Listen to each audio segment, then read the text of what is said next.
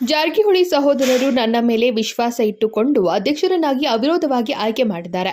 ನಾನು ಉಪಾಧ್ಯಕ್ಷ ರಾಜೀವ್ ಕಾಗೆ ಸೇರಿಕೊಂಡು ಬರುವ 5 ವರ್ಷದಲ್ಲಿ ಡಿಸಿಸಿ ಬ್ಯಾಂಕ್ ನಂಬರ್ 1 ಸ್ಥಾನಕ್ಕೆ ತರುವ ಪ್ರಯತ್ನ ಮಾಡುತ್ತೇವೆ ಎಂದು ನೂತನ ಡಿಸಿಸಿ ಬ್ಯಾಂಕ್ ಅಧ್ಯಕ್ಷ ಅಣ್ಣಾ ಸಾಹೇಬ್ ಜೊಲ್ಲೆ ಹೇಳಿದರು.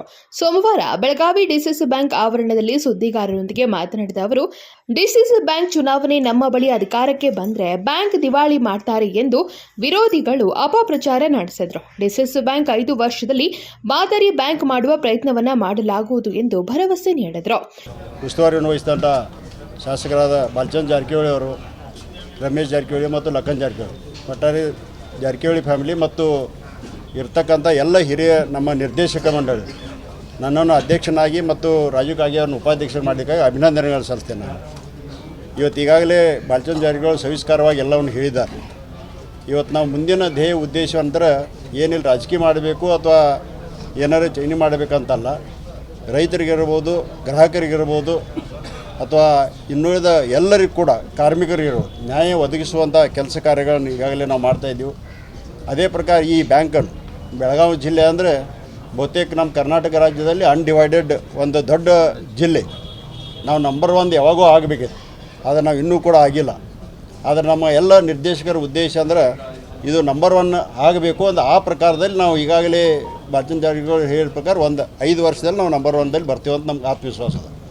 ಯಾಕಂದ್ರೆ ಫೈನಾನ್ಸ್ದಲ್ಲಿ ನಾನು ಸಾಕಷ್ಟು ಸಂಸ್ಥೆಗಳನ್ನು ನಡೆಸೋದು ಅನುಭವ ಇರೋದರಿಂದ ಆ ಒಂದು ಅವಕಾಶವನ್ನು ನನಗೆ ಇವತ್ತೆಲ್ಲ ಹಿರಿಯ ನಿರ್ದೇಶಕ ಮತ್ತು ಜಾರಕಿಹೊಳಿ ಕುಟುಂಬದವರು ಕೊಡೋದರಿಂದ ಈ ಬೆಳಗಾವಿ ಜಿಲ್ಲೆಯಲ್ಲಿ ಒಂದು ಆದರ್ಶ ಬ್ಯಾಂಕವನ್ನಾಗಿ ಮಾಡುವ ಉದ್ದೇಶ ಇವತ್ತು ಗ್ರಾಹಕರು ಇರ್ಬೋದು, ಡಿಪಾಸಿಟರ್ ಇರ್ಬೋದು ಅಥವಾ ಇನ್ನುಳಿದ ಫ್ಯಾಕ್ಸ್ ಸೊಸೈಟೀಸ್ ಇರ್ಬೋದು, ಇವೆಲ್ಲವನ್ನು ಗಟ್ಟಿಯಾಗಿ ಬೆಳೆಸುವಂಥದ್ದು ಮತ್ತು ಗ್ರಾಹಕರು ಒಂದು ನ್ಯಾಯವನ್ನು ಕೊಡುವಂಥ ಕೆಲಸ ಕಾರ್ಯಗಳನ್ನು ಮಾಡ್ತಾರೆ.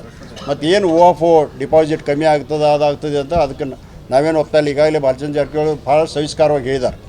ಅದ್ರ ಮುಂದಿನ ದಿನಮಾನದಲ್ಲಿ ಡಿಪಾಸಿಟ್ದವ್ರು ಕೂಡ ಒಂದು ಸಭೆಯನ್ನು ಮಾಡಿ, PKPSದವ್ರು ಒಂದು ಸಭೆಯನ್ನು ಮಾಡಿ ಅಥವಾ ಕ್ರೆಡಿಟ್ ಕೋಆಪರೇಟಿವ್ ಸೊಸೈಟಿ ಸಭೆಯನ್ನು ಮಾಡಿ, ಕಾರ್ಮಿಕರ ಸಭೆಯನ್ನು ಮಾಡಿ ಹಂತವಾಗಿ ಎಲ್ಲವನ್ನು ಕೂಡ ನಾವು ನಿರಂತರವಾಗಿ ಅವ್ರ ಜೊತೆಗಿದ್ದು ಅವರ ಸಮಸ್ಯೆಗಳನ್ನ ಬಗೆಹರಿಸುವಲ್ಲಿ ಯಶಸ್ವಿ ಆಗ್ತೀವಿ ಮತ್ತು ಮುಂದಿನ ದಿನಮಾನದಲ್ಲಿ ಬೇಗನೆ ಈ ಸಂಸ್ಥೆಯನ್ನು ಮೇಲಕ್ಕೆ ಏರಿಸ್ತೀವಿ ಅಂತ ನಾನು ಹೇಳಬಯಸ್ತೀನಿ. ಇದೇ ವರ್ಷ ಮಾಡ್ತೀವಿ. ಈಗಾಗಲೇ ಮಾಡಬೇಕಾಗಿತ್ತು, ಕರೆ ಚುನಾವಣೆ ಅದು ಬರೋದ್ರಿಂದ ಇವತ್ತು ಬಹಳಷ್ಟು ಮುಂದೆ ಹೋಯಿತು. ತಮ್ಮನ್ನ ಸೆಳಿಬೇಕು, ತಮ್ಮ ಗುಂಪಿನಂತ ಸೆಳಿಬೇಕು ಅಂತೇಳಿ ಬಹಳಷ್ಟು ಪ್ರಯತ್ನ ನಡೆದು ಸ್ವಾಮೀಜಿಗಳು, ದೊಡ್ಡ ರಾಜಕಾರಣಿಗಳು, ಅದು ನಡೆದಿದ್ದು ನಿಜಾನ? ಒಂದು ಊಹಾಪೋಹ ಇದೆ. ಅಲ್ಲ, ಊಹಾಪೋಹ ನೋಡ್ರಿ, ಏನಾರೇ ಸ್ವಲ್ಪ ಏನಂತಾರೆ ಉರಿ ಇಲ್ಲದೆ ಹೊಗೆ ಅಂತೂ ಬರೋದಿಲ್ಲ. ಬಂದಿರ್ಬೋದು ಆದರೆ ನಾವು ಗಟ್ಟಿಯಾಗಿ ಎಲ್ಲರೂ ಸೇರಿ ನಿಂತ್ಕೊಂಡಿದ್ದೆವು.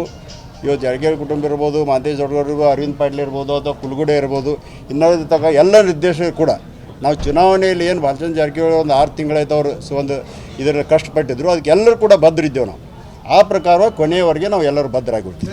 ಇಲ್ಲೋಡ್ರಿ, ಎಲ್ಲ ಗ್ರಾಹಕರಿಗೂ ಎಲ್ಲ ಡಿಪಾರ್ಟ್ಮೆಂಟ್ ನಾವು ಕೈ ಮುಗಿದು ಕೇಳ್ಕೊಳ್ತೀವಿ. ಇದು ಒಳ್ಳೆಯ ದೃಷ್ಟಿಯಿಂದ ಇವತ್ತು ಬೆಳವಣಿಗೆ ನಡೀತಾ ಇದೆ.